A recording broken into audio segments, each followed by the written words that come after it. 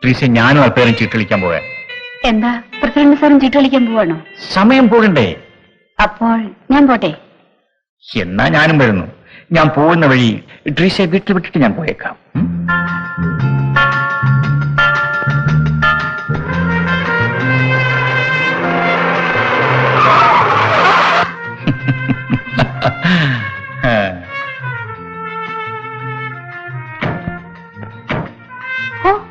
എന്തൊരു rash drive ആയിരുന്നു. പറഞ്ഞെത്തിയ പോലെ ഇരിക്കുന്നു. ഞാനല്പം ഫാസ്റ്റ് ആണെന്ന് നിനക്ക് അറിഞ്ഞുകൂടി. അതുകൊണ്ടായിരിക്കും ക്ലബിലെത്താൻ ഇത്ര ലേറ്റ് ആയത്. ഓ, ഞാന് കുറച്ച് ജോലി തിരക്കായിരുന്നു. അത് ഓ, അതെന്താണെന്ന് എനിക്കറിയാം. ഓ, വെരി ഗുഡ്. അപ്പൊ നിനക്ക് ബുദ്ധിയുണ്ട്. അപ്പൊ ഞാൻ വരട്ടെ. Good night. Good night.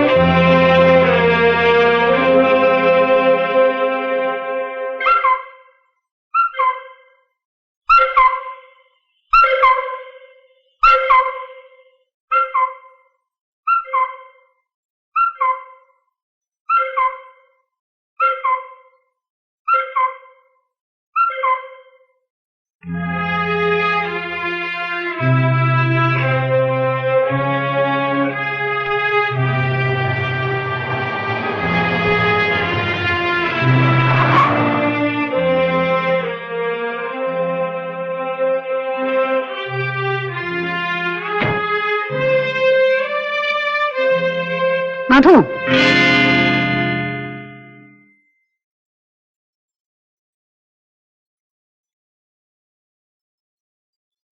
കുറച്ചൊരു മര്യാദയൊക്കെ വേണ്ടേടാ. സമയം എന്തായെന്നറിയാമോ? അമ്മ ഉറങ്ങിയില്ലേ? ഞാൻ ഉറങ്ങുന്നതല്ലല്ലോ പ്രധാനം. ഊണ് കഴിക്കണ്ടേ? വേണ്ടമ്മേ.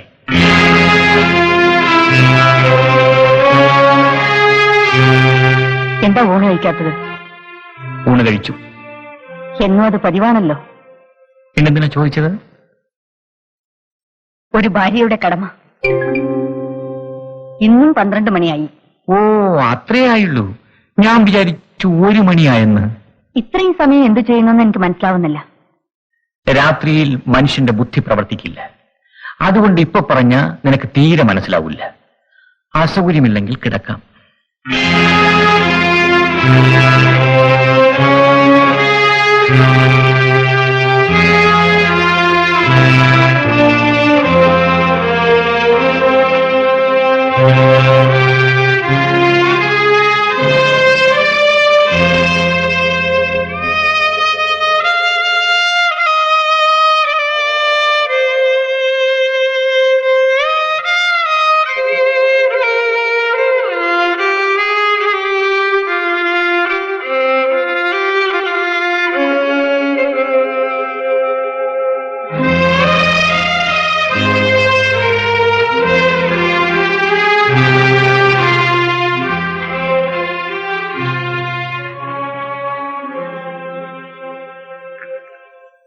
അവന് ചായ കൊടുത്തോടി? ഞാനോ? കൊടുത്തു.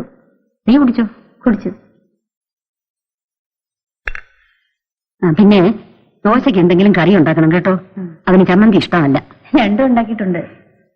നിന്റെ ജോലിയൊക്കെ കഴിഞ്ഞെങ്കിൽ നമുക്ക് ആ ദേവകിയമ്മയുടെ വീട് വരെ ഒന്ന് പോണം. അവര് സുഖമില്ലാതെ കിടക്കുക.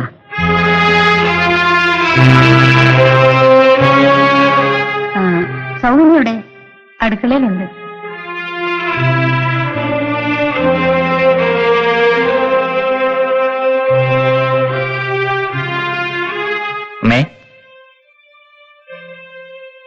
എന്നും ബസ് അപകടങ്ങളേ ഉള്ളൂ. ദേ, ഒരു ബസ് മറിഞ്ഞ് 10 പേര് മരിച്ചെന്ന്. അത്രയും പേരെ ബസ്സിൽ ഉണ്ടായിരുന്നുള്ളൂ അമ്മേ. ഓ, അപ്പൊ ചത്തത് പോരെന്നാണോ നിന്റെ അഭിപ്രായം?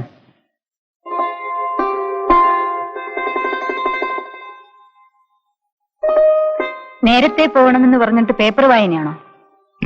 എങ്ങോട്ടാ യാത്ര? ഇന്നെങ്കിലും നീ ആ എസ്റ്റേറ്റ് വരെ ഒന്ന് പോകുമോ? നേരെ അങ്ങോട്ടായിരിക്കും ഇപ്പൊ പോകുന്നത്. നോക്കാനും അന്വേഷിക്കാനും വേറെ ആരുമില്ല. അച്ഛനുണ്ടായിരുന്ന കാലത്ത് നീ ഇതൊന്നും അറിഞ്ഞിരുന്നില്ലല്ലോ. ആ മാനേജറുടെ തലയിലെഴുത്ത് എന്ത് പ്രശ്നത്തിനും അയാൾ ഓടി ഇവിടെ വരണം. അയാളുടെ തലയില് വെള്ളെഴുത്ത. നീ അയാൾക്കൊരു കണ്ണാടി മേടിച്ചു കൊടുത്താൽ മതി. അമ്മേ, ഞാൻ ഇറങ്ങട്ടെ.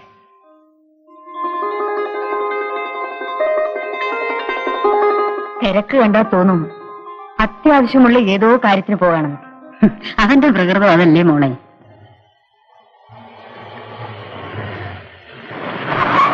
ഗോപാല, സിഗരറ്റ്. ഇതാ വരുന്നു ഞാൻ.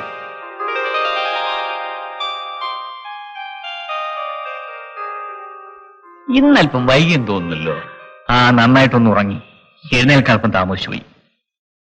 കോൾ വല്ലതും ഉണ്ടായിരുന്നോ? പുതിയത് ഒന്ന് വന്ന് വീണിട്ടുണ്ട്. കുഞ്ഞിന്റെ ഒരു ഭാഗ്യം.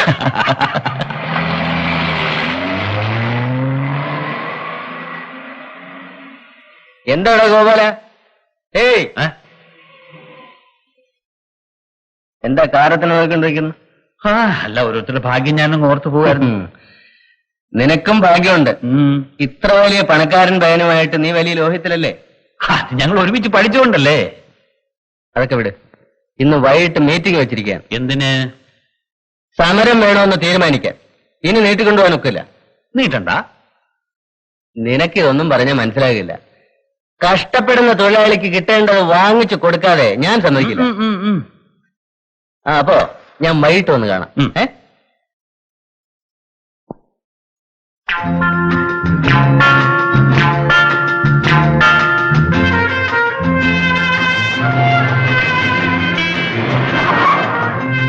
ഹലോ മിസ്, ബസ് വരാൻ വൈകും.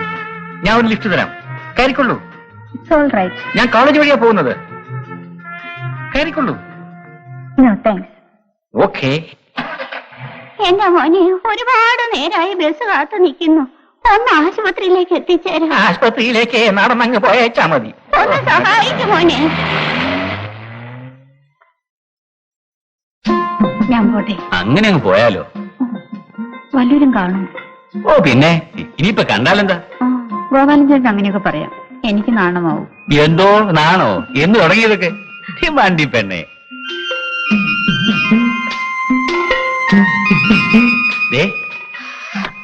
നല്ല മണമാ. ഞാൻ നിനക്ക് ടൗണിൽ നിന്ന് മേടിച്ചാ. കഴിഞ്ഞ ആഴ്ച തന്ന സോപ്പ് ഇനിയും തീർന്നിട്ടില്ല.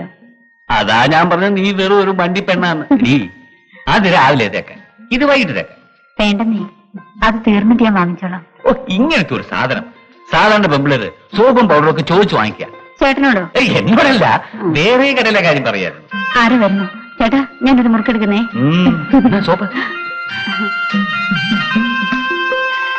എന്തൊക്കെയാ ഗോപാലേട്ടാ വർത്തമാനം? കഴിവേറി വർത്തമാനം ചോദിക്കാൻ വന്നിരിക്കുന്നു. ഇതാണ് പത്രം ഓഫീസാണോ? നിനക്കൊന്നും വേറെ ജോലിയില്ലടാ. അവൻ എഴുന്നള്ളം കണ്ട ഒരു സമയം. അവൻ ഈ സമയത്ത് ഇവിടെ കാണുകയില്ലെന്ന് മേനോൻ അറിയില്ലേ? അറിയാം, പക്ഷെ ഒന്ന് കണ്ടു കിട്ടിയില്ലെങ്കിൽ. എന്താ തകരാറ് വല്ലതും ഉണ്ടോ? തകരാറിലേ ഉള്ളൂ.